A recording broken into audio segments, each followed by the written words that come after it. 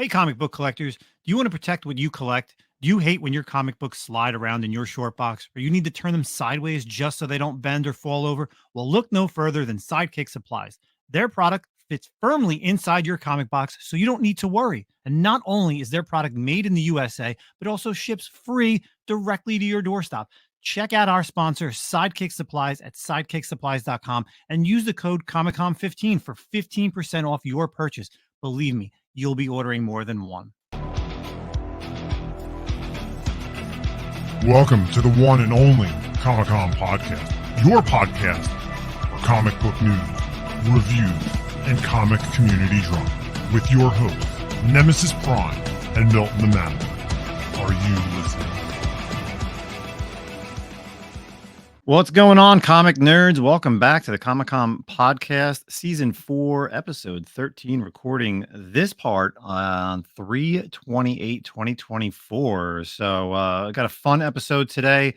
I'm going to be doing the first part. I got some guests with me, and then our second part was actually recorded a day earlier because our man Milton the Manimal is traveling from El Paso to Virginia for his new living space. So myself and then Mrs. Prime are bringing on two gentlemen who I've had the pleasure of meeting several times and getting to know over the past year. It's like sometimes I feel like I'm at the same shows that they're at, and I don't know if I'm following them or they're following me. So first and foremost, we have a friend of the channel who I've seen around. He's done some variants. He's got his own creator stuff. We have Kevin Delgado.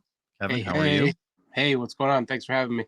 Absolutely. And then we have his partner in crime, who I always see at the conventions with him, Mr. John Bruggman. Good evening, John, with the Comic-Con Podcast Strikes Back shirt on.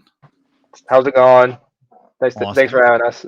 Yeah, absolutely. So, here we always have different YouTube content creators, artists, writers, and I figured, you know what? These two gentlemen are new in the industry, people that you should be following. They've done a lot of variants. I wanted to bring them on. I want to talk about art. They do have a Kickstarter going on, and I think it's very interesting, not only for their Kickstarter, but as also other stuff that they do, meeting each other and then just having stuff that's going on Instagram. So let's get to know a little bit about John and Kevin. So John, give us a little, 5-minute spiel about you. How did you come up? What are your influences on some artists? And what are you working on? So kind of a quick rundown. I just finished up schooling for illustration this past spring. Big influences for me were like Frank Frazetta, Simon Bisley. I'd always been interested in comics, and I'd never seen like a painterly style until I found my dad's collection. And then that kind of opened up the door to seeing like guys like Bisley, Frazetta, Glenn Fabry, Bill Sienkiewicz, and that kind of got me painting more in a comic book style. And then working around or talking to shops in Buffalo, meeting people like Kevin around the area, and just building up connections that way, and eventually leading into kind of the comic industry that way. And Kevin's been kind of my mentor for like the past 2 or 3 years now, kind of helping me network a little bit, introduce me to people, and kind of be that teacher that not a lot of people have. So yeah, I wouldn't be here if it wasn't largely because of Kevin. Wow, look at that. That's some praises. Yeah, it's interesting when I feel like I think I saw you at a show, like I think it was sometime last year or even maybe in 2022, and you're running your booth, and it's not like you have like girlfriend or you're married, because you're a young guy. You got your dad with you. I'm just like, all right, that's cool. Like that's how you got to go, right? Younger guy in the industry. It's obviously got to have some help with you at the show when you got to go to the bathroom or whatever the case may be. So who's there? Running John's booth is John's dad. So it's really awesome. Yeah, he helps make a lot of our setups too. So like me and Kevin will draw, and then he'll come up like one day. He's like, I found this on Facebook Marketplace. It's very close to a spinner rack, but if I convert it to do this, it'll fit comic books or prints. And we're like, okay. And then usually I'll help him out, or if I'm at work or something and he's retired, he'll spend like the day making up displays for us and all that. That's awesome. I mean, man, maybe I have to hit up your dad for some displays for us, because since we're going to be setting up at Terrificon, I have no idea what I'm bringing. I literally just got myself one of those big standing, standees that you could buy off of like Vistaprint that has like your logo and all your information. I think I need something else. So, huh? Yeah. A retractable banner. Yeah, those things. Yeah. Yeah. So, we're going to be showcasing that off at King Kong next weekend, and then we'll have it for Terrificon and any other shows that we do the podcast at, obviously setting up. And then our second guest again, Mr. Kevin Delgado. I've known him for a little bit longer than I feel like longer than I've known John, because I remember him over at our buddy Comic Dunes. He did a variant for them. So, Kevin, where are you at? What are you working on? Some influences, tell us a little bit about yourself. Yeah. Well, I'm a 90s kid, so my influences are pretty much Image Comics, you know, Mark Teixeira, Sam Keefe, Liefeld, McFarlane, you name it. From that school, so that's kind of like my big imprint. Got out of comics, as a teenager, got back into them in the 2000s with creators like John Cassidy. And then, I started making comics in 2016, 2017, started with a book called Volantis. I did 8 issues of that, 9 issues. Stopped, did a bunch of other random little books here and there for like different musicians and universities and all that.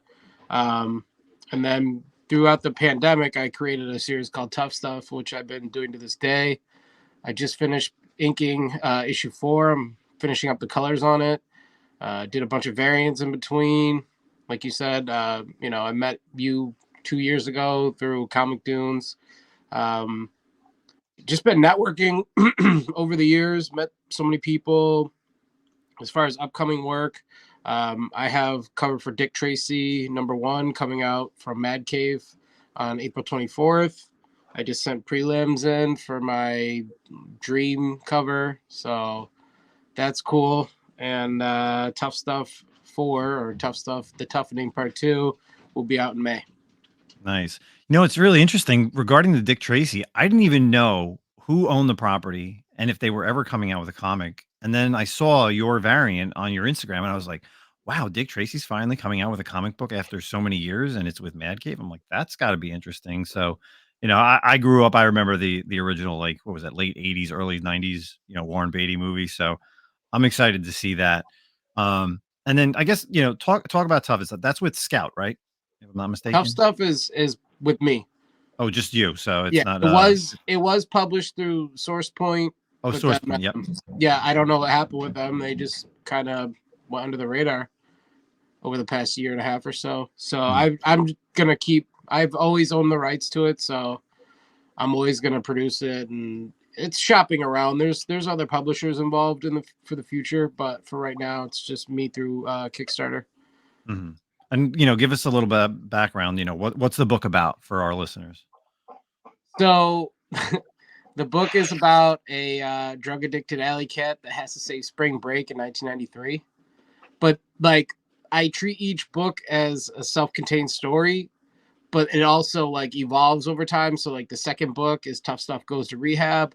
So you don't have to read the book before it to read the current book. Mm-hmm. And then right now is the Toughening. So it's 2 parts because, we want to milk it for everything they got. So like kind of like how they did Deathly Hallows 1 and 2. The Hunger Games, whatever the last one was. Yeah. Mockingjay. It's like you can't Twilight 1 and 2. You know what I mean? So like the Toughening is basically Tough Stuff trying to prevent the Y2K bug from occurring. All right. Awesome. Yeah. So you said you got 4 right around the corner. Yeah. We'll have that. Literally coloring like the last couple pages right now, and it's going directly to the printer in like next week. Sweet. So John, obviously you're kind of, we'll use the Star Wars reference. So the Jedi Master and the Padawan, you basically been Kevin's Padawan for all this time, over the past couple of years. Like I said, I've seen you guys at shows. What's like your biggest inspiration as far as, having Kevin help you out? What have you learned the most from him? Just seeing like the industry as going to conventions, or, things that happen in the background that we don't really see as just like a collector or reader like myself. Honestly, networking. Like I said, I was in school for illustration, and they didn't tell you like anything how to market yourself other than just handing out business cards or just emailing people, but they never told you how to go up and talk to somebody or show them your artwork or like especially at a booth trying to grab people's attention across. So having that kind of guidance on trying to network and meet people and get them off like well, not off the convention floor, but out of their like direct path to try and come look at your stuff. Mhm. That's been a big help. And also just meeting other artists and other people in like who are around us that Kevin knows, or like it's helped me kind of create my own connections too that way. Like I mean, Binkies. Mhm. We just started messaging one day, and I don't think I could do that unless I had like Kevin's guidance. But like if I was still like just not knowing how to do any of it, I would have been like, Yeah. we'll Yeah. meet up eventually at some point. But it's definitely helped a lot trying to talk to people. Mhm. And I find it very interesting because both of your art style, you guys are complete opposites. I feel like when you sit down, if looking at your stuff at a booth, it's not like you're both similar. So, if someone's like checking out, your stuff, John, or your stuff, Kevin, they're like, oh, well, who does this one or who did that one? You kind of know, like just looking at it, being like, oh, well, this is definitely a John Brugman, sketch or cover. And then this is a Kevin Delgado sketch. Kevin, why did you and here's the flip side is Kevin, why'd you kind of start working with John? Like, why did you want to take on this Padawan, as we should say? Because he's got talent, and Mm, I wish I had that when I was his age. And he's like a deserving artist. Like he puts the work in. He's good. Like that Wolverine Sabretooth, like just from Tuesday night, he showed me his pencils before the show, and I'm like, ah, man. I'm like, because I hadn't even done any penciling yet, and I'm like, damn, we're going live in like 2 hours. This dude's got like the sickest prelim like penciled out already, and I have nothing. And I'm like, he's bringing that, like, ah, man, forces me to step my game up. You know what I mean? yep. And I think that's just the way you should do it. Like, why wouldn't you pay it? Like, you're supposed to play it forward, right? Pay Hmm. it forward, play it forward, whatever the saying is. Yeah, yeah. Like, it doesn't make sense not to. Plus, it's nice to have someone else with me because I'd be doing these shows by myself, and like that's not fun. Yeah. It's nice to have, like, we just basically created a support system, right? Like you said, his father's involved.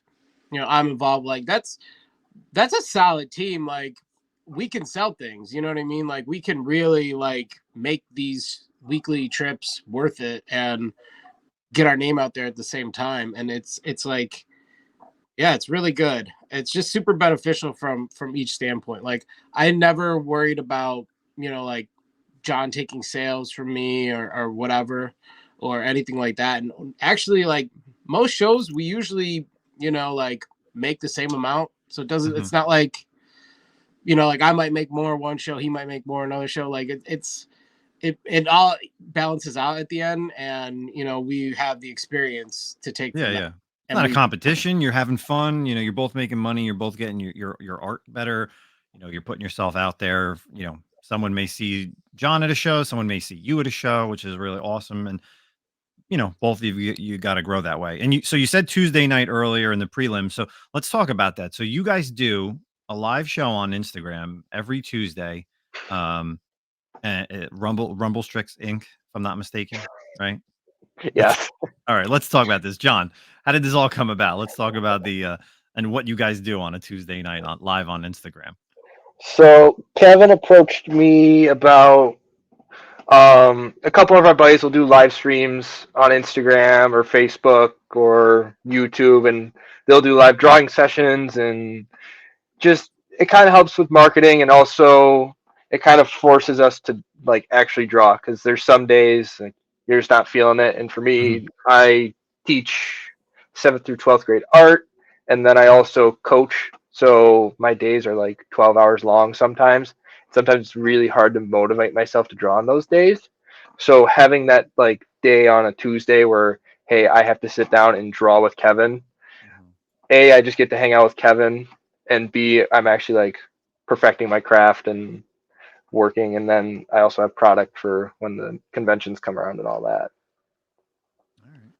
I like that. I like that a lot. And I know what you're feel, and I get what you're saying because I'm in the same boat sometimes. I work a full, 9 to 5 job, come home, I eat or, go to the gym. And then there's like, it's that Wednesday, Thursday. And I'm like, and we still got to record. And I'm like, I talked to Zach, and I'm like, let's just get this. Some days it's like, I don't want to get this over with, but like I need him to pick me up. And then once we're in it, I'm like, I'm good to go, and I like doing it, right? Like, and I'm sure that's the same thing with you guys. Is like you may be doing stuff during the day, and you're just like, oh man, I don't want to draw later on. But then you guys get into your live chat. You got people jumping in and out. Obviously, like so it was on Tuesday. This past Tuesday, you did the X-Men stuff. So it was you two, and then who else you had with you as well? We had Ian Cinco. He's from New York City. Okay. And he actually did a cover for the Toughening Part 2 as well, and it's amazing. He's so good. So now, do you invite people, or is it just kind of like they reach out to you? How's that work? We're just kind of starting with the guests for right now. I don't want to make it like guest centric, because then I'll have people like flooding my inbox and trying to get on and stuff, and then it's like we got to vet people too, like, and then I got to feel bad if I want to like not have certain caliber artists there or whatever. It's just like a sticky situation at that point. So it's pretty much going to be like invite only, people that are really like, making something, not like just, it's not like a drawing for fun thing. For John and I, it's mostly commissions, or in my case, interior work or a cover or something, whatever. It's professional grade work. So yeah. Trying to keep behind this. It's like behind the scenes stuff. Like while you're doing it, I know a lot of artists that are doing that stuff. It's just like you said, they could be just working on commissions or just regular sketches. But for you, they're actually getting to see stuff that's going to be coming out. Correct. Nice. All right. So we were just talking about the Instagram stuff. So like I said, that it's really interesting that you guys do that, because I feel like a lot of artists don't do that. And they're only just working on by themselves, right? So to have two people or maybe three people, and you guys are friends, you guys are collaborators, I think that's really awesome to have on Instagram, because you obviously drawing by yourself too. Sometimes, like if I have to go live and I'm talking to myself, it's kind of like you get no reply, but at least you guys can, say something to each other. I think it's really to promote like our convention appearances more than anything, because I'm sure after we keep this up, we do it every week, so it's not like we're like missing anything. Yeah. So as long as we keep building that audience up, I'm sure people are gonna come and see us at shows that know us just from Rumble strips and not from the variants or whatever else you might know us from. They might just say, hey, I've watched you stream on Instagram. Yeah. So it's really just a great promotional tool for us, and we're getting work done at the same time. So before we get into the Kickstarter, speaking of conventions, what do you guys have upcoming? Obviously, this is the end of the month for March. Obviously Easter weekend, I don't really think anything's going on this weekend, or maybe you guys are, but what are some upcoming cons that you guys are going to in April, so people can check you out if you're in the area? I will be at Rochester Independent Comics Expo on April 6th. It's a one-day nice little show in Rochester, New York. And then the following week, John and I will be at Decepticon, which is in West Seneca, which is a suburb of Buffalo. So it's like backyard show for us, basically. Oh, nice. So you guys both, I know, because I know John was up there in upstate New York. That's where you're too. You're upstate New York. Yeah, I'm in Buffalo. John's like 45 minutes to an hour east of Buffalo. Yeah, I'm like right in between Buffalo and Rochester. Okay. All right. And then any like long shows other than those two coming up? You guys got any big 3-day shows or weekend shows? John? Yeah, we got, I think for the summer we have Heroes Con, and we got that one planned out. We got Niagara Falls Comic Con, which is in Niagara Falls, Canada. We got Nickel City Con, which is in Buffalo as well. And then like way far out, we have Terrificon, and then I'll be at Baltimore as well. All right. Yeah. So all three of us here will be at Terrificon all set up. So that'll be a lot of fun. Yeah. Well, yeah, I definitely gonna. When you said Decepticon, and I'm like, ooh, Transformers. Oh, so all right. Let's get out of what we're talking about as far as your upcoming appearances, but let's kind of talk about this Kickstarter. And I think this is a very great idea that most people who love getting sketches, because I'm a big commissions guy. So you have the sketchy artists. Let's talk about this, John. give us a rundown on what you guys are doing right now on the Kickstarter, which still has about 15 or 16 days left. You can still go ahead and, you know, promote pledge. That's right. That's the word they want to Yeah. use for Kickstarter. Every Indiegogo, this, that, there's always different terms. So you could pledge on their Kickstarter. So give us the rundown on what this is. So the basic concept is that we took 3 artists, Kevin Delgado. We also have Martin Zavala on it, and then myself. The big thing that we've kind of noticed as artists is we've been struggling to find sketch covers, whether it's they don't have the character doesn't have a sketch cover, like for example Hellboy or The Crow. They don't have sketch covers made up, or some of them are getting like really expensive. Like I know you're a big Star Wars guy, and I don't feel it's hard to justify spending like $50 for a blank and then trying to sell it for a certain amount, and then you're cutting into your costs and all that. So what we did is we decided to make an art book showing off some of our best pieces, and then every issue will be a sketch cover, and then we'll have different variations of the sketch cover. So we'll have a white one, a gray one, a red one, and then we'll have an exclusive one for Terrificon, because that'll be the first show of the year that all 3 of us are at together. And then the interiors is just blank pages for more sketching, more artists to do commissions, whether it's you guys, right? Was that the idea? No, the interior is it's gonna be like an art gallery. So it's gonna have 8 pieces of Kevin's artwork, 8 pieces of Martin's artwork, and then 8 pieces of my artwork, kind of showing off some of our better pieces that we've done over the past couple years. Okay. That's cool. Yeah, that's kind of like what we've done with Mad Love. We did a exclusive cover last year. We're going to be dropping one this next week at King Kong. I'll be posting that probably sometime next week on Instagram, so you guys can see that. And that's obviously to get more people out there. And like you said, for man, when you said sketch covers, I'm gonna tell you right now, man, I got 2 short boxes of sketch covers that if you really need them, you hit me up. I swear. Like I used to buy, like, anytime a number 1 came out or any book that had a sketch cover, I would buy it because I'm like, at some point, I want this Batgirl on this blank cover. I want Catwoman, or I want Batwoman, or I want like Riri Williams on an Ironheart. Or I just bought every sketch cover that I could think of as they were coming out. And I have so many that I remember I did a Whatnot show and I sold a lot, but I still have way too many. And I'm never going to get enough artists to sketch on all my blanks. So realistically, if you're looking for sketches covers, I may have to send you a picture of what I have. So if you guys need them for real, I got a lot. Well, I know the other thing for me, like I live where I'm located. There's one comic book shop, and they don't take new issues. Mm-hmm. So in order for me to get like a blank cover, it's like a 40-minute drive to find a shop that might have ordered them, or I have to do an LCS or like do an order for it, and then I still have to drive out that far. And depending on work and scheduling and all that, I might not have a chance to get out there for like 2 or 3 weeks. So it's really hard for me to like, especially with new comic books, go out and grab new ones. So Kevin's a little easier because he lives in the Buffalo area. Yeah. No, I hear you on if you're by shops, obviously here in Jersey, there's like one shop every 2 towns you could find. I'm sure if you dug through boxes, but like you said, you want a good sketch cover. Again, Star Wars, they become pricey. Other ones become pricey because it's like a first appearance in that book. And you really want to do that character on that book, it does eat into your cost. You need to be selling them. So the sketchy artist has 3 people. It's like you said, it's you, Kevin, and Martin. How'd you guys hook up with Martin? Because I'm also a big fan of Martin. I've got a couple things from him as well. Geez, I met Martin initially. Dang, I can't even remember how at this point. It's been a while. Dang, that's a good question, man. Oh, is it because I did Profit? It might have been through me doing Profit.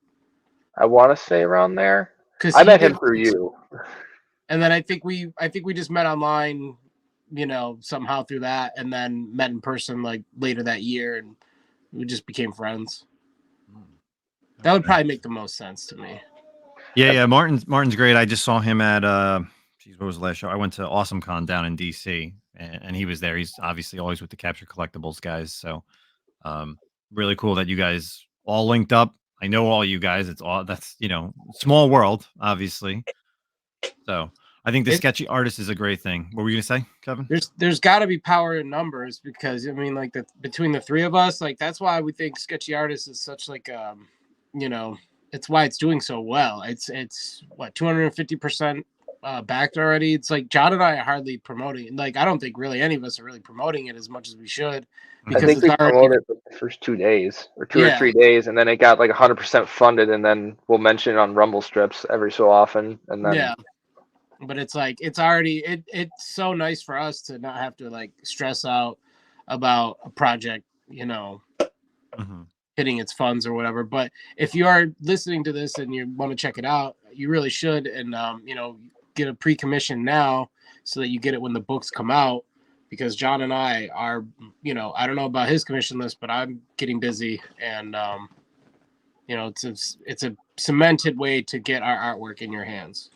Yeah, I yeah. am pretty free right now on commissions. So if anyone wants one, I'm open. Yeah. I mean, I backed it, right after I found out about it. Definitely, we'll have the link in the description for this. But again, you could go right on Kickstarter.com, sketchy artists comic book, and you can find it as well if you just want to search it. But yeah, I think this is like a great idea. If you're an art fan and you want to get the ability to get any cover or any character on any cover, this is perfect, because there aren't any other types of books out there like this. And then again, the interiors, like you said, I thought the interiors were almost like just like a blank book, but obviously it's perfect. All your art's inside all three of you guys, so people can find out about you, be like, hey, I didn't know about John's art, or I didn't know about Martin's art, directly from the sketchy artist's cover. So I like that. And like I said, it's still got, I'm checking out right now. So you still got 15 days. Yeah, you guys are, way over your pledged amount, which is awesome. So, but that doesn't mean that people, shouldn't pledge to get a sketch from any one of you guys. So awesome. Yeah. So let's kind of we're gonna wrap up before we get out of here. Like I said, we always have people on here. I appreciate both of you guys coming on here as local artists. Do you have, obviously you got the the tough and stuff coming out, Kevin? Anything that you really want to promote other than the sketchy artists, and then also where people can find you as well. Yeah, get tough stuff all day long. Solstice Art Publishing, bigcartel.com is a great place to pick up books. I'm on Instagram at solstice_art. I'm on Facebook at Delgado Kevin, and I have a art group on there as well called Solstice Art, the art of Kevin Delgado. That's a great place to start off, because anytime I do like a giveaway or an art drop, I usually do it there first.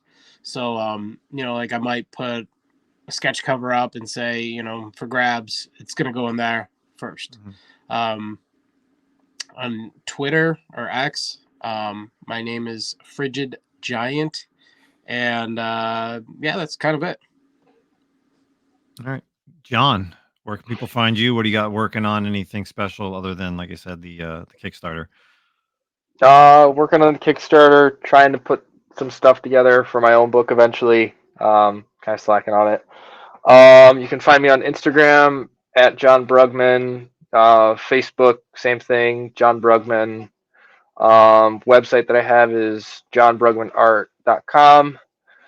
You can reach out any way you want. If you go to the website, it links all those together. I don't have Twitter or X or whatever it's called. I never got into it for whatever reason, but Same here. that's best ways to contact me. I'm always posting on there, either work I'm working on right now or stuff I got going on. So Hell yeah. Hell yeah. Awesome. Well, again, people, make sure you go follow both John and Kevin. Go ahead and head up onto their Kickstarter. Check it out. Make sure you give it a pledge. If not, follow them on a Tuesday night. If you're not doing anything and you want to see just some guys drawing, talking some stuff, hit up on the Rumble Strips Inc. So again, quick little preview show for these gentlemen. All their links will be in the description, and you'll hear from Zack and I next. Previously on the podcast. Come to me, my ex-nem. That's right. I am Professor X, no, not Professor X. I'm Professor X Nem. That's right. If you've seen my recent stories on Instagram, Comic Dunes created me as my new team. So we are back again this week. Hopefully you enjoyed the little interview with Kevin and John, really good artists. So this is Zach's final episode from El Paso for quite a long time. So we're going to get into it. What's up, man? Speaking before getting into it, but speaking about your post done by Comic Dunes, I had a friend of ours, James, Comic Raider, messaged me, and he said, "What's going on under that chair? LOL." He said, "I didn't know that was a 2-seater," and I said, "Ha ha ha, yeah, Nemesis Prime and Dunes underneath that chair, probably." God. Oh. Speaking of, did you watch? Did we even talk about X-Men 97 last week? We did, didn't we? Yeah, we did. We talked about the first 2 episodes. Did you watch this new one? I didn't watch the new one, and just so everybody understands, we're recording this. We recording this weird this week. I didn't watch the new episode of X-Men 97, and I didn't watch the Bad Batch yet as well. So I know what's her name? Massage shows up in Bad Batch, and then I heard we're way behind on Bad Batch. Yeah. Well, and we'll talk about the whole season once it's over and done, because there's only a couple more episodes from what I gather. I need to catch up. Yeah. Did you know that I am a mule for the Canadians? Have you heard this story? I mean, I see in our chat how they're always shipping things to you. I feel like this is a lapse in judgment about you guys talking about this stuff in front of me. Well, I think it's funny that I really wanted to bring it up last week, and then or even probably the week before. Of course, so these guys are always shipping stuff to me because for whatever reason. So then I can just bring it to them at Terrificon. But the latest thing that happened last week was Adidas dropped these Teenage Mutant Ninja Turtle sneakers. Yeah, the shell-toe ones, right? Yeah, they're pretty cool. And I posted on my Instagram for sale just to see if anybody will bite. But I threw them up at $1,000. I know I'm not going to sell them. It's a joke. But our buddy Rocksteady hits me up. He's like, "Hey, I'm doing this thing for Adidas, blah, blah, blah." And then our other friend up in Canada, Hyper Combo Comics, he's back from his hiatus of, being not on YouTube and Instagram. He goes, "Hey, man," he's like, "what's your address?" He's like, "I want to get these things." So I give him my address, but it wouldn't accept it because my guess is because Rocksteady had already put in the address. Okay. I go, "Oh, just ship them to my parents' house." So I gave him my father's name. This is a funny story. I didn't tell you about this. I had to put my father's name and their address. And then they showed up this past weekend and my mom calls me. She's like, "Hey," she's like, "did you order Ninja Turtle shoes?" And I go, "Wow, you already got them already?" Because they literally ordered them on Friday and my parents got them on Saturday. It was just the next day or the day. It was Sunday. I'm sorry. It was Sunday because I went to the Italy game. And it was funny. My mom's like, she's like, "Your father never gets anything in the mail, especially when this big box shows up." And I open up the box and it's Ninja Turtle shoes. How much I are have these 2 shoes pairs of running? them. I don't know what they were initially. Let's call it maybe $100, right? They were selling for well over 300 on eBay. So I don't know. Yeah, I'm on eBay right now looking at size 12. It's about $195. Okay, so they've come down a little bit because I sent a screenshot of what they were selling for. But no, the 2 sizes I got are definitely smaller than your foot or my foot. I'm like a 12, 13. They're like 10 and a half. So, and I don't know if that's Canadian size, the conversion difference up there. So just, but yeah, so now I'm going to now I have to hold these shoes until Terrificon, which is 5 months away. You're going to be traveling with a lot of stuff to Terrificon. Oh, so much, man. So much. But yeah, so speaking of Terrificon, we talk about it weekly. Terrificon is literally 5 months away. We got King Kong next week. So excited. We're finally there. I did see our exclusive cover that will be coming. I'll be probably posting it on both the Instagram page. Yes. Excited to drop that as well. So, but let's get into this episode because Zach is limited on time because he is literally leaving tomorrow. Tomorrow morning, hitting the road. Long trip, and then I will see him in a week, which is awesome. So, and I'm sure we'll talk in between that time. But let's get into reads, man. I know that again, this is of course we're recording a little early, and this is the last time that Zach will be getting his reads early going forward. Maybe, yeah, it could be. So I'm going to jump into it because I didn't get a chance to read a lot, but I will talk about some books. So first and foremost, Jackpot and Black Cat #1. Enjoyed the issue. I like Jackpot as a character. There's been multiple versions of her.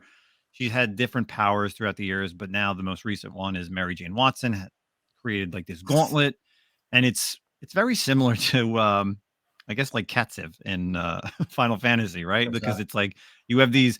It's like a slot machine. It spins different things. Powers could be good, bad. There's a thing that said, there's the highest. If she rolls all skulls, she could die, which obviously I don't think is going to happen, but you never know. But I like the issue. You had Black Cat, Mary Jane kind of coming together, being a little bit of a team. Don't want to be a team, but that's obviously what this little mini series is about. I love the art.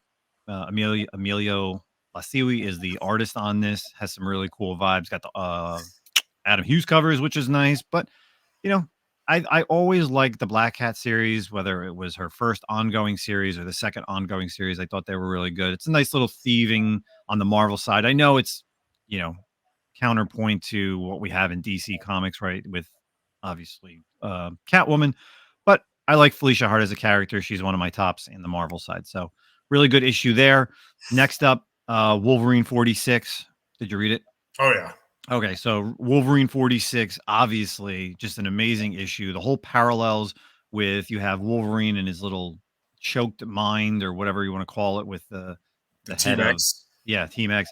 Just awesome to see like when the story is going with him and Sabretooth, it's stuff that's happening in kind of like the Weapon X program and then what's really happening. And it's really cool to see as the page goes down, as you're reading it, you're reading two different sides, but everything's happening at the same time. And then obviously when the other X-Men or other X characters are there, it's completely different. But enjoyed the issue. Another violent issue. Jesus, Yeah. that character's arm who got ripped off was wild. Yeah. Dude, yeah, the whole Exiles crew, like, I'm wondering if they're gonna I'm trying to keep it like spoiler free, but yeah. So you obviously have the X-Force, you have Sabretooth's crew, and then you have the Exiles, is kind of what they're called. And that came from the miniseries that you had, Sabretooth and the Exiles, just previously also written by oh gosh, mind blank. Not Benjamin Percy, but Victor Laval, who's also teamed up during the Sabretooth War here with Benjamin Percy. So they were like kind of a big deal, and they've been hunting Sabretooth for their own reason. And this last issue, like, I don't know, man, like what's going to happen with all of them, because they all kind of got wrecked a little bit there.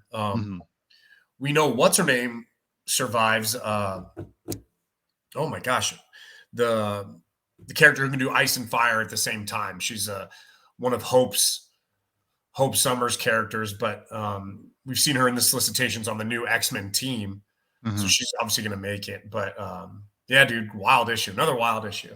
Yeah, it's like every 2 weeks, it's so much fun to read this Wolverine Sabretooth story. Yeah. And it kind of ends with some things going on. Obviously, the whole capture of X-23, if you're caught up on that. So we'll see where this goes. And I think it's been a great every 2 weeks to read just this storyline. Like it's something that, we talked about it when it was coming out, when it first came out. We're like, can this really hold every 2 weeks? Good issue, and it really has. It really has been amazing to read every 2 weeks. So, and then just final issue, just kind of pick of the week, and obviously it's kind of a little like jaded, or I feel like, but X-Men 97, 91, #1. I'm sorry. Did you read that? I did not. No. Okay, so it kind of it's a pretty good precursor to episode 1 of X-Men 97. So it's got the same team that's in the animated series. It's post Professor X. Jean Grey she's not pregnant. Well, she is announcing her pregnancy to Scott in this issue. But I kind of feel like it's weird because they put Dazzler as kind of another character that they're going after. I really feel like they're maybe forcing Dazzler onto some people because of, what may show up in Deadpool. But, and now there's also this meme that's going around with Sad Wolverine. So be on the lookout. Yeah, I have seen that. Okay, so be on the lookout for Sad Wolverine memes now going forward, because he basically finds out, he sees that she's got like the pregnancy test in her hand, and he's just like sad. So and the art style is great too. It really feels like that cartoon look. And it kind of is like a pickup from they did that 5-issue miniseries X-Men 92 not too long ago. Oh. So it's cool. Same thing. But you get the team, you get the characters, and I like how it's just a nice little prequel to the X-Men show. So I don't know where it's going to go. I don't know how many issues, probably 5, but that's definitely my pick of the week is X-Men 97 #1. What about you, man? Nice. So there was a few books I didn't get to read. I haven't finished Hulk 10, God 6, or Penguin. Yeah, I got nothing on the DC side that I haven't read any of that yet. But I did read, so I guess I guess not, I don't want to say hot garbage, but I'm really enjoying the Daredevil run right now. It's good. It's not as great as the Chip Zdarsky stuff last run, but basically the storyline is, Daredevil's back from the dead. Not everyone knows he's back from the dead. He's posing as a priest. And kind of the villains he's going up against right now are like the 7 deadly sins, right? His 7 deadly sins are demons and they've escaped and they're like taking over people's bodies. Mm-hmm. He has to kind of fight people. So like he fought Doctor Strange, and this week he fought Wolverine, right? And Wolverine, he's like, oh, I must be fighting Wrath. And of course, what's a better conduit for Wrath than Wolverine? It turns out to actually be lust, because of Daredevil's like lust for battle and violence. But it's decent, it's okay. And Daredevil's a badass, but like, look, dude, like it's very evident. Like, you can't be a character like Daredevil, or anyone for that matter, and think you're going to go up against Wolverine and like come out on top, like with the healing factor and everything like that. So it's very, you see Daredevil kind of like get taken to school a little bit by Wolverine, but that's not the stuff that bothered me. I think what bothered me is, and we've kind of talked about this in varying degrees with different topics, but this idea of having to like bring in these characters. I know this is a classic trope for like Marvel and comics in general from the big two, is you bring in a fan favorite character and you put them on the cover to kind of increase sales for a title, right? Yep. And so obviously that's Wolverine pretty much. That's the go-to for him. And I just don't like it, dude. I don't like you shouldn't have to bring in these characters to boost sales on your run. If that's the case, then you're not writing well enough. And I don't know if that is the situation. Like I said, I am enjoying the run. It's good. I think it has a story to tell and it can go somewhere. But every week, if it's like a new superhero has one of his like 7 deadly sins in it, like that's tiresome. It feels like a villain of the week type situation, right? And then obviously, Doctor Strange didn't die and Wolverine didn't die. So it's very pointless in a way. So I don't want to call it hot garbage, but I was a little disappointed in that issue this week. Also kind of on the mid-level of comics this week from Benjamin Percy, or X-Force number 50. So the last issue of X-Force, Benjamin Percy has written all 50 issues since the start of like House of X, the Krakoa age. Benjamin Percy's been writing X-Force, and we've really had this it's been interesting over the X-Force run to watch the character of Beast develop and kind of break bad and kind of go this different route. And so the last 5 or so issues have definitely been this battle against Beast with the rest of X-Force. And all this takes place before the Sabretooth War, of course, and the Fall of X stuff. It's been a good buildup. I'm not sure I really enjoyed the pacing of the story, because I felt like this final issue and round out of like battle with Beast was kind of like lackluster. Like I was just like, oh, okay, whatever. And I am going to spoil something. So, because there's no way to talk about this and like explain to you why I was disappointed in the story without spoiling this. So if you don't want to be spoiled, maybe pause it or like plug your ears for like a hot 30 seconds or a minute real quick, starting now. So in the previous issues, Beast had made clones of himself, right? And obviously with Krakoa and the Resurrection, one of the clones of Beast has been Beast when he was like in his most happiest time period, when he was like teamed up with Wonder Man. So for the past couple of issues, you have 2 Beasts. You have the present day Beast, who's kind of bad, and this older version, happy-go-lucky Beast. So he teams up with Wonder Man again. We've had Wonder Man in the past couple of issues.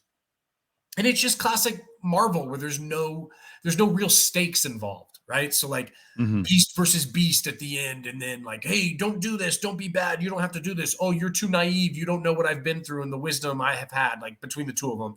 And then like this bomb's getting ready to go off, and evil Beast decides at the last minute to well, I'll stop it. And he sacrifices himself, right? Yep. So he's gone, but you still have old Beast around. So like, what are the stakes here? You know what I mean? And that's something maybe people could argue like, well, what have the stakes been for the X-Men anyway with Resurrection? Well, I feel like it's a different take because the Resurrection stuff has been clearly like, hey, this is part of the story, this revolving door of coming back. That's been built into the story. But this idea of like now there's no resurrection anymore, and you've got Beast is gone, but hey, we got a good Beast still. It just kind of really takes away from this whole idea of like, why did you do 50 issues of Beast Breaking Bad in the first place if you were just going to revert to a good Beast? Mm. You know what I mean? So Yeah. I would like, yeah, I guess to come out of it would have been nice to see him still stay bad, like have the still the evil Beast and whatever, him be like a villain for future issues or, right. with the relaunch coming out over the summer, that's a kind of a character who you could continue his storyline a little bit or, put him in the back burner, but leave, you still have him in like your Agreed. side pocket type of thing. I would have also been happy. I was kind of wondering if it was going to happen, but because we haven't really seen Dark Beast in a long time, the Age of Apocalypse Beast, I was Yeah. kind of wondering if maybe we were going to be like, hey, guess what? This has been Dark Beast the whole time. Something like that. But even that would have been better. But this whole idea, it's so frustrating. And obviously it's comics and this happens all the time. It's like, you've had this story, you've been building this story, and then it's just like they pull the rug out from under you, and it's like, oh, don't worry, we got good Beast again. Like, so I don't know. Anyway, so pick of the week. I really enjoyed Rise of the Powers of X, number 3, really great. Briefly, Xavier going after Moira McTaggart, the whole Fall of X stuff, really cool. It's kind of bridging some gaps on some of the other stories. But the pick of the week is going to be Duke number 4, man. So good.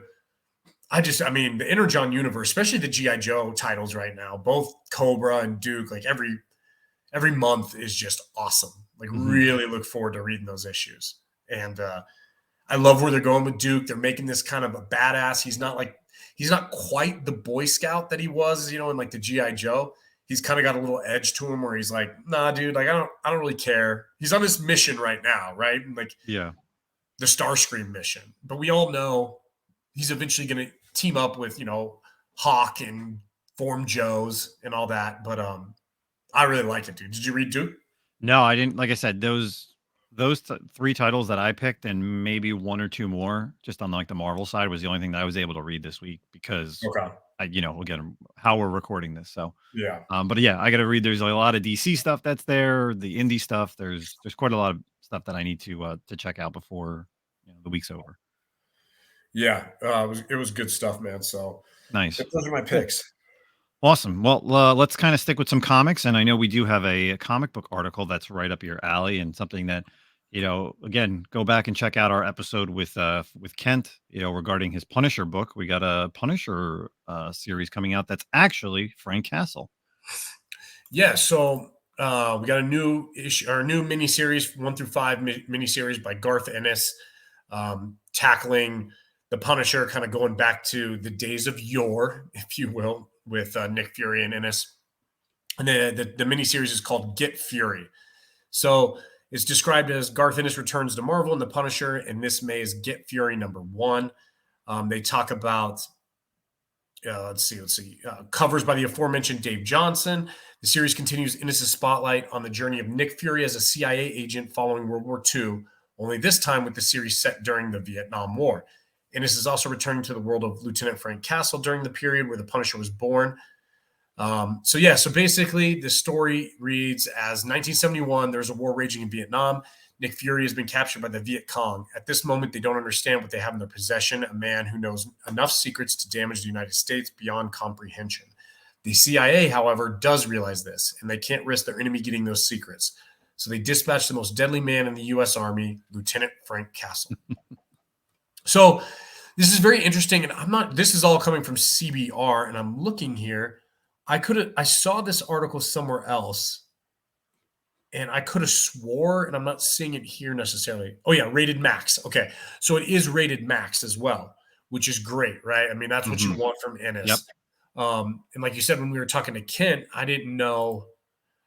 I haven't read like all the Publisher titles like he has, like through the history of the Punisher. But Yeah. I didn't know at one point Frank Castle killed Nick Fury, and of course it was an LMD and all that. And so I was wondering if this was tied into that, maybe like a little larger version of it, or maybe explain why that happened. But as you can see, this is taking place during the Vietnam War, so before he even becomes the Punisher. So it's pretty cool. I don't know, what's the continuity on this, if it really falls in like, where does it fall in the history of the Punisher, or if it's just like a little microcosm, micro universe of Frank Castle chasing down Nick Fury. But yeah, or a little bit of a retcon, maybe. Right. We constantly get that. So, but like you said, it is cool because it's classic play it safe Marvel, right? Like, hey, we get the Punisher, but you don't really get the Punisher. So, yeah. like, he's not gonna be the Punisher, but he's acting like the Punisher here in a way, I guess. Yeah. But I'll probably read it, man. I mean, it's Ennis writing Fury and the Punisher in a Max series. Like, yeah, man. I mean, that's worth giving a shot to at the very least. So. Yeah.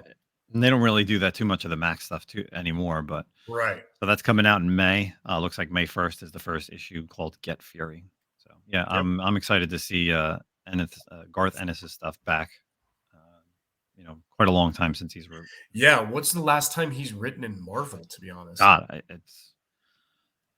it might be the Punisher stuff, I would think.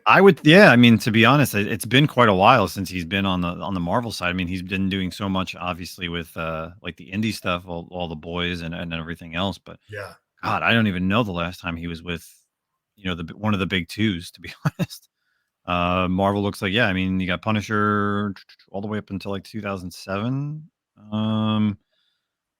Mini series here and there, but yeah, it's literally been 2000s. Early 2000s into the mid 2000s of all that stuff. Yeah, nothing pretty crazy. I mean, I guess we can call Where Monsters Dwell. That was like a 1 to 5, but I really wouldn't consider that like a huge thing in the Marvel. But yeah, all of the Punisher stuff. It sounds to me like Marvel's probably like, well, we can't afford to pay Garth Ennis for any ongoings, so we'll just do like a 5 mini series because they definitely probably can't afford. Not that they can't afford them, they don't want to pay him. Yeah. So, but side note for all you variant cover people, looks like there are a couple of variant covers coming out. Variant cover by Jason Burrows, variant cover by Roger Antonio. There should be a Stormbreakers variant cover coming out as well by Martin Kokolo. And who knows what else you'll get for there. So a couple variants there for issue number 1 at least. Nice. All right. So next up, getting out of the comic book stuff, and this actually was just revealed today on March 27th. So we're pulling this over from Entertainment Weekly. Marvel meets Overwatch, new superhero shooter game, Marvel Rivals, officially revealed. So could talk about a little video game stuff. So if you're a fan of either the Overwatch games or Valorant, even a little bit of, I'd say, Fortnite. So Marvel just, we haven't had a Marvel type of game other than the Spider-Man stuff, but this is like the first thing that we've had in quite a long time since that Avengers game came out, which was just lackluster. But yeah, Marvel Rivals is going to be a 6v6 PvP shooter game that's similar to Overwatch. You have synopsis of the storyline. Sounds pretty good, or pretty good, I should say. Clash between the tyrannical dictator Dr. Doom and his future counterpart from 2099. Countless universes collided in the time stream entanglement. As a result, creating new worlds and crises. Heroes and villains from across the multiverse must fight together in a one-on-one battle of groups to defeat the Dooms before one achieves their reality. And in the trailer, you actually get to see a female version of Galactus. So at launch, well, first of all, it's going to be on PC. So far, I know they're doing if you want to sign up through Steam, you could sign up for the beta. The beta is actually starting next month, but at launch, they'll have 16 characters: Black Panther, Doctor Strange, Groot, Rocket Raccoon, Hulk, Iron Man, Loki, Luna Snow, Magic, Magneto, Mantis, Namor, Penny Parker, Scarlet Witch, Spider-Man, Storm, Star-Lord, and the Punisher. Wow, Punisher again, he's back. Yeah, all talking Punisher. But yeah, this is it's pretty interesting stuff. So I enjoy these types of games. I definitely played the first Overwatch, and I continuously play Fortnite. And I think this is going to be a nice live service game. In my downtime of not playing Final Fantasy Rebirth right now, I do pop in Helldivers too. I was able to get a copy of that, so I've been playing that. And I feel like this is a perfect game to get into for, multiplayer fans, fans of Marvel that are kind of missing on something. Yeah. And the whole thing is, I can already like see the timeline of how their seasons would work. You have these 16 characters. Seasons could be brought out. You can obviously have tons of different costumes, right? And there's just with the 16 characters, you can unlock new costumes for all these characters. New heroes and villains can be added throughout the season or, and going forward because there's such a huge Marvel universe. I mean, Yeah. the fact that the initial 16 characters involve characters like Luna Snow, Magic, Penny Parker, and even I'm going to say like Mantis is weird, to be honest, because most of everybody else are AAA characters. Yeah, I think it's very telling on who's missing from this, right? Like characters you can tell they're saving, like Mhm. no Captain America, no Wolverine. In fact, in terms of X-Men, Magic, Magneto, and Storm. I mean, Storm's a big character, Magneto's a Mhm. big character, and Yep. Magic's getting there, but you're leaving out like Wolverine, Rogue, Cyclops, Jean Grey. I mean, there's definitely like there's some big question marks on who some of these characters missing, right? Which will show up later. Yeah. This is a game that could probably go for a very long time. Yeah. With the right amount of updates, with the right amount of seasons. And we look at Fortnite, like Fortnite's a $20 billion game. That's right, $20 billion. It's ridiculous.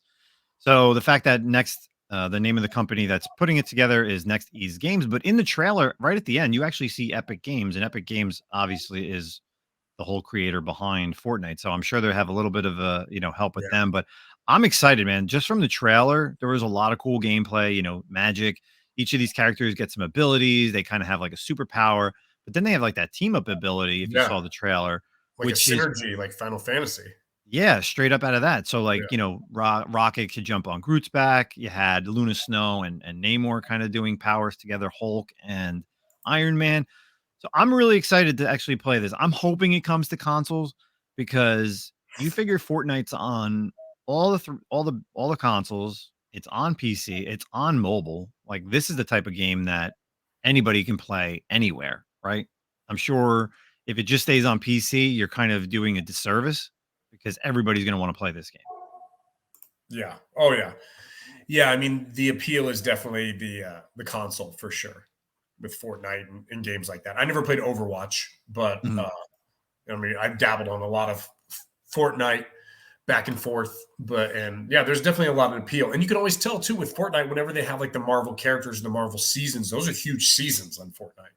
So yeah, dude, it looks like it could be fun. Definitely check it Yeah. out. I'm so excited. Like, because just thinking of characters, like you said, like they didn't choose. They didn't take the main roster from you figure Avengers, X-Men, but then you can pull in characters that, nobody would think of, right? Like that's why when I saw Luna Snow, I was like, wow, Right. they're digging deep. And then even, That's to smart have though, trying to oh bring no, appeal to definitely. like new characters as well. Yep. That's a good Even idea. having Penny Parker instead of like a Spider Gwen or a Miles or a female Spider Woman or any of them. So I Yeah. think it's going to be good. I think long term, this is the play. This is a great new video game that's going to be coming out. So if you could jump on the beta, if your PC is, I would say game accessible, definitely sign up for the closed beta right now. I think it's if you just go on Google, type in Marvel Rivals beta, and it'll lead you right to the website. I don't know if my computer. I'm sure my computer can handle it. It's not too game intensive. Like I don't think it's heavy on the graphics. Looks like it's running off the Unreal Engine. So, Yeah. but yeah, that's pretty much it for this week. We're keeping it, like I said, short. Other than having our guests on earlier. Anything you want to chat about, man, before you leave? Any final No, man. countdowns from El Paso? No, it's been fun. It's been real out here. I love El Paso, love Texas, but ready for the next adventure, ready to be on the East Coast to kind of interact a little bit more with you and the rest of the community out there. And I'm looking forward to it, man. It's going to be fun. Super excited for King Con next weekend. It's we've been talking about that for 6 months, Yeah. 6 months now, and the fact that it's literally next week, and I even said to my coworker today, I was like, yeah, I'm probably going to take next week off, next Friday off, or maybe half a day, depending on how your travel schedule is. But Yeah. Yeah, I'm super excited. I just got off the phone with, Dave Levesque of the Green O. Shirts are getting shipped out. So I should have the new shirts for next week. So they'll be on sale. I'm pricing up some slabs. I may bring some raw stuff. You're obviously going to have to, find in whatever you want to bring to sell. But yeah, Yeah. we're going to be selling some stuff. We got Ken coming. It's going to be a good show. We'll be dropping a new cover and then, whatever we can do over there. So maybe we'll talk, obviously talk with the community, get some people on, maybe go live. We'll be live on Whatnot. And then going forward, we'll see what For we can sure. do. So thanks everybody. Zach, it's been great, podcasting with you all the way from Texas. Obviously the biggest thing that I'm super happy about is no longer will I have to worry about time zone changes. Yeah, we'll be on the same time zone finally. Yeah, so I don't have to worry about, hey, what time are we recording? Well, if it's 8:00, 6:00, 5:00, whoever knows when it is. But that's it, everybody, for this week's episode. We'll talk to you next week live from King Kong, and then who knows if you'll be around for the show, right? Yep. Oh, I should be. Yeah. All right, cool. Yeah. All right, everybody, thanks. Catch you all soon. Later. Hey, comic book collectors, do you want to protect what you collect? Do you hate when your comic books slide around in your short box, or you need to turn them sideways just so they don't bend or fall over? Well, look no further than Sidekick Supplies. Their product fits firmly inside your comic box, so you don't need to worry. And not only is their product made in the USA, but also ships free directly to your doorstep. Check out our sponsor, Sidekick Supplies, at sidekicksupplies.com and use the code ComicCom15 for 15% off your purchase. Believe me, you'll be ordering more than one.